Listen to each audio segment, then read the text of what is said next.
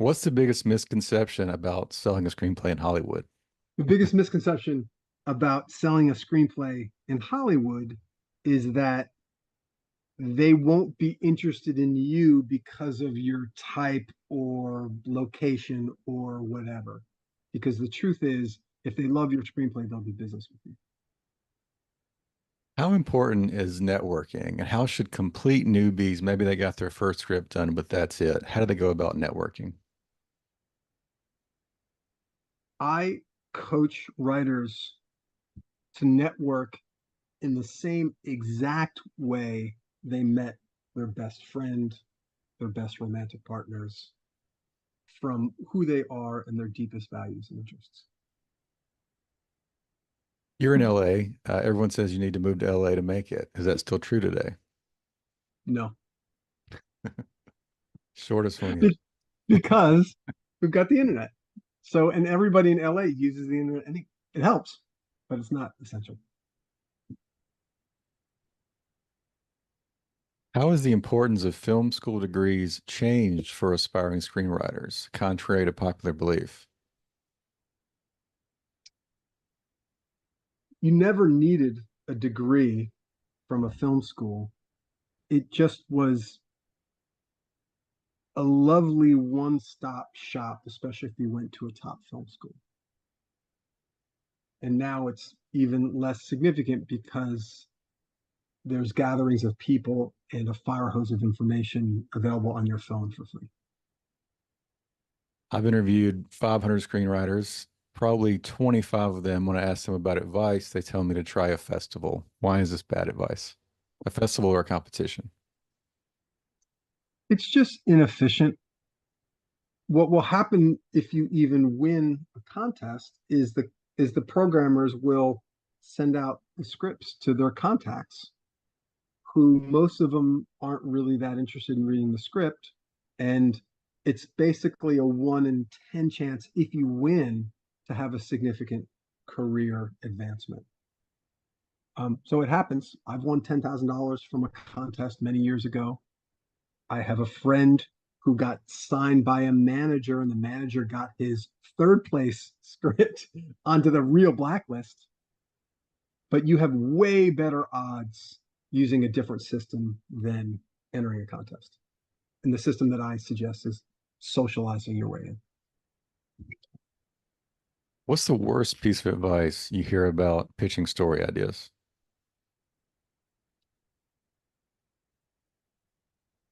Any and all advice that takes attention off of serving the audience in the room. You may have asked a little bit of this already. Everyone thinks they need an agent. Why is this not really the case? What we need is proximity, and agents are one way to get us proximity. But there's this new other thing called the internet, and that's easier and cheaper and more direct if you know how to socialize well. How has the role of managers evolved, and why might they be more valuable than agents for new writers? If anybody believes in your work, a manager, an agent, a lawyer, a friend, it's a good thing.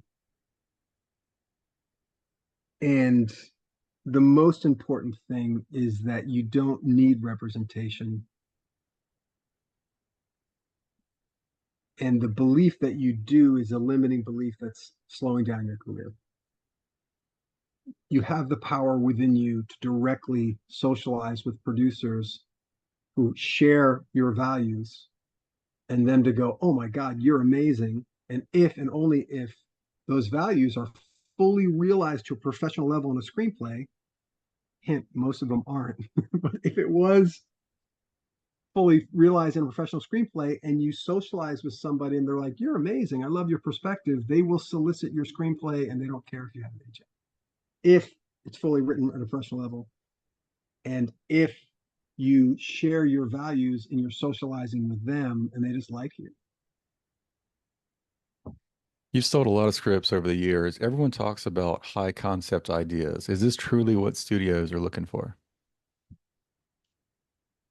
High concept is attractive to producers that want to serve bigger audiences because of marketing efficiency. Hollywood is betting the farm after farm after farm on franchises and existing intellectual property because of marketing efficiency. We already know that, and then we just get a slight twist on what we already know. High concept plays into that same principle. Really core primal ideas that we totally get and might excite us. And then it's easy to turn around and pitch these ideas.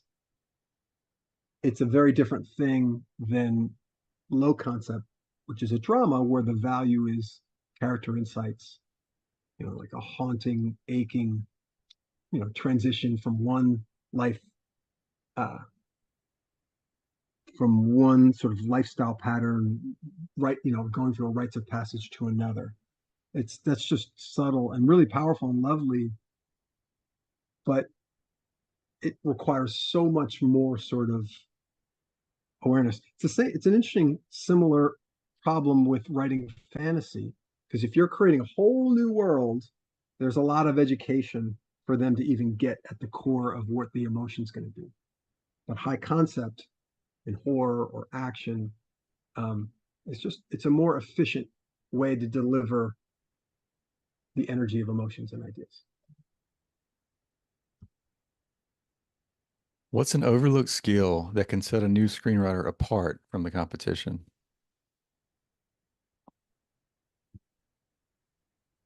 Knowing your point of view and what you effing stand for in the universe. Who the F are you? And here's a way to think about it. If your friends used your name as a verb, what would that stand for?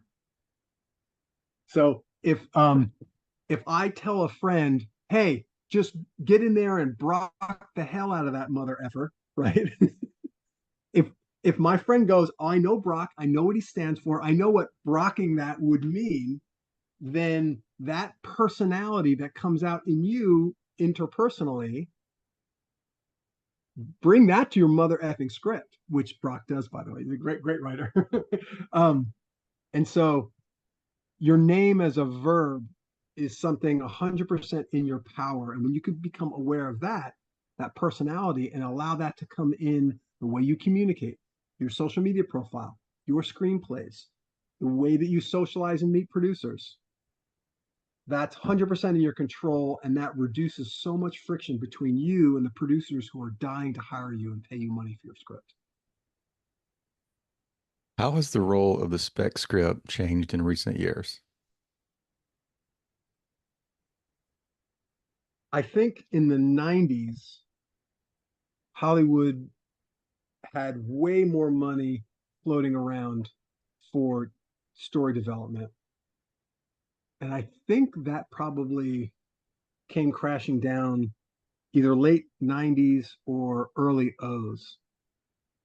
From that period to now, I feel like it's actually been not that different. There was like a heyday, and then it's been sort of a, steady flow. And if you can be very clear about who you are, what your perspective is, what audience you're serving really specifically, and the producers that are on your team to serve that audience, that's how to create the most efficiency and fastest, most enjoyable development of your career possible. So the succinct answer is, in the 90s, there was a lot of development money. Beyond that, it's just been less. I think that's my take on it. Everyone talks about writing for the four quadrant appeal, where we're talking about billionaire blockbusters. Why is this advice potentially misleading for new writers? We're here to serve ourselves and our audience simultaneously. If we're only focused on ourselves, it tends to be a limited experience. If we're only focused on the audience, it tends to be a limited experience. We want simultaneous sharing of wisdom, our own life lessons as expressed in a narrative in a way that evokes insights about your ideal audience member's life lessons. This is therapy for your ideal customer, even if it's comedy. They're dealing with something in their life and it hurts them. Your movie or your show helps them deal with that, gives them emotional and intellectual context. So if you, in your heart of hearts, love the metaphor of dealing with life difficulties in a you know, packaging your wisdom in metaphors that are very broad, then four quadrant connection is for you. If you're not there and you want to do, one of the quadrants, then do that. So the mistake is aiming for any quadrants, more or less than what your heart really says. And I think, the writer director of Barbie, um, what's her name? Greta Gerwig. Yeah, Greta Gerwig. She's a wonderful example of, her indie film Lady Bird. One of my favorites of that year was a subtle drama coming of age high school story told from a female perspective in a delightful, authentic way. That's mostly over 25 females, kind of a one quadrant movie. Um, and then she also authentically expressed her views of life in Barbie, which is a big ass four quad movie. But there's both authentically her in that movie. So the problem is if she wanted to do Barbie, but she was using metaphors that was really one quad metaphors, or vice versa. If she brought too much of her one quad thing into what was supposed to be Barbie, it would be off balance. So you just want to play to your audience from your heart to their heart. I think you kind of answered this next one already, but how has the role of IP or intellectual property in the industry changed, and what does this mean for original ideas? Original ideas now can be baked into intellectual property and expressed that way. So instead of Joker being a gritty independent film about some dude that was abused and really hard on himself and expressed it in this extreme way, it's a superhero movie and makes $1 billion. So, but it's the same thing. I mean, Todd Phillips, could have told that story and pulled out all the Marvel stuff, and it would have been a fascinating character study and just a much narrower audience. Um, but the fact that he just did his dance in the Marvel universe opened up the audience, which is nice because then that movie made I think $1 billion. So you just it becomes more relatable to more people. And then if there's more money circulating through, then the money spreads around, and that's a good thing. You can do more good things for more people with more money. And it's also nice to do a narrow movie for just a smaller audience, and then it's a special thing in a different way. You just want to make sure that you're being reasonable about that because if a movie makes $1 billion, then you can afford to spend, I don't know, 200 million on the budget. If it's going to make, I don't know, $10,000 or $100,000, then you want to make sure the budget, the script is written for something and produced on a budget so that that would be profitable. If profit is a factor. Sometimes if you have enough money, then you don't really care about profit. But usually producers want it to be profitable.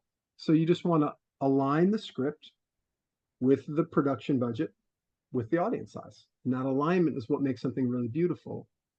And in fact, you have, like the old Blair Witch example, they made something on a shoestring budget and made tons and tons and tons of money. Awesome. What's the biggest time waster for new screenwriters trying to break in? I think any focus on things out of their control, isms in Hollywood, and I'm not saying the isms aren't true. I'm saying by their nature, they're kind of out of your control unless you're, you know, too old, to this, to that, to whatever. Like, yes, totally true, and out of your control. Other than playing to it in a way, if you know, if you're if let's say you're a person of color and there's people in Hollywood that are like, hey, people of color have been not getting a fair shake for a long time. We're going to actually go out of our way to help those people. Then you lean into it, right? That's an ism that's actually helping a certain group. But for the most part, and I see this all across the spectrum, people who haven't broken in yet, people who are legends, there's just thoughts about things that are out of their control, and that's all wasted energy. So the most powerful way you can show up in the moment, in the day, is I have the courage to control this, and I do, and I'm going to let go things outside my control, which is any sort of reaction, what other people do, the future, the past. Stay in the moment. You create, and you do it with this infinite joy for the intrinsic value of doing it, calibrated for what's likely to succeed, and totally open to like what actually unfolds, whether it succeeds exactly as you hoped or totally different. Either way is awesome. And that paradox turns on your energy, makes you more attractive, makes the work you're doing more creative and more fun, and paradoxically moves your career faster than if you're outcome focused or focused on any aspect that's out of your control. The last question, I'm gonna cut me explaining this. So I'm gonna ask you one more question. I want you to answer it, and then if it makes sense, try to weave in some ATC or Buzztown success stories, like how your students have done this. So last question, earlier in this, you mentioned socializing your way in. How do you do that in just a few steps or habits? What does it look like for the new writer? One of the ways I love to help writers is to realize how much more power they have, is to help them realize how much more power they have. For example, we all can reflect on how we met one of our best friends, or several of our best friends, or several romantic relationships that we had. And what you don't realize is the way that you met those people, because it was subconscious when you did it, can be studied and applied to the way you meet new producers. So, what I do when I coach people, and that's why writers that I've coached have gotten representation, I've gotten projects set up, I've gotten paid for work. I just get them to reflect on who they are, how they like to socialize anyway, and then show them ways where they can show up, socialize in their own way, calibrated for them to find their people who happen to be producers on projects that they love, or TV writers or TV showrunners, and then create that proximity based on shared values, knowing that sometimes you, just because somebody produced something, you might not like them as a person, and then you don't socialize with them. And then some people obviously aren't on social media, so they, you know, the proximity with them would come a different way. But there are plenty of people in Hollywood who are online who you can socialize with, but it's just like high school. You can't be too thirsty. So you have to like really think about the way that you met your best friend. Like, for example, there's a guy that I was friends with named Greg Cantwell, and we were on the soccer team together. And he was making a joke. It's like the exact joke. It was very funny. There was a fight that day, and Amasa Winter was in the fight, and he got thrown into a glass door, and it broke the glass, and Amasa got expelled. And Greg was like, I don't know why they expelled Amasa. He was just a projectile. I thought that's really funny. What a funny observation. What a funny way to say it. I like this guy. So I wasn't calculating how can I get in with him. I just appreciated his sense of humor, his observation. It was such a creative way to talk about it and speak to that situation. And then next thing I know, I knew his brother, but I didn't really know him yet.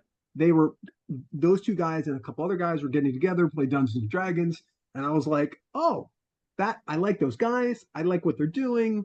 Hey, can I come? And they said, sure, right? And then they became really good friends, and I'm still friends with Greg. Actually, written scripts with him. So all that can be engineered to go forward. How did I? What were the? I talked about the choices that Greg made, but I can also then reflect on what did I do, because they could have said no thanks, we don't want you to come. But there was stuff that I did that I could even ask them about. Why did you guys even say yes? What happened? But I can examine what I did and what they did and how we organically became friends. And other people around that kind of wanted to, but we're like, no, no, you're too thirsty, we don't want to be friends with you. Or people that we wanted to be with and they were like, no boundary. So you can learn from what worked and what didn't work from high school, from college, from every job you've had, from every era of your life. And you're going to see these patterns. And once you see these patterns, you apply them to these producers who, you know, newsflash, they're just human beings that love movies and TV shows. They're really not any different than you or me or anybody. And if you approach them like the way that you approached all the people that you became friends with humility and with what you think is a shared value, you will or you won't start a long-term relationship. So the biggest thing is people tend to go, they think too transactionally. Oh, I'm stuck in the elevator with Spielberg. This is my only shot. Will you read my script? It's whoa, it's way too much. So it's really about slowing down, looking at how you already love to socialize, and then applying that to producers. And we do that systematically in Buzztown and and support each other in the trial and error with real gentleness and real specificity so that wherever you're at now in terms of socializing, it gets a little more deliberate and not like pushy or schmoozy or BS, more genuine, easier, more flowing. And when you're cruising with my system, you love doing it. It's what you want to be doing all day long anyway. And then that numbers game, which is a small part of it, happens really easily. You're in so many conversations because you just love having these conversations because you're talking about your favorite stuff with amazing people. Like, why wouldn't you want to do that a significant amount of your schedule? So we get people thinking of the game totally differently based on what they're already really comfortable with. And from within their comfort zone, they grow and they get that learning edge and they become really good. And then they end up crossing milestones like getting representation, getting projects set up.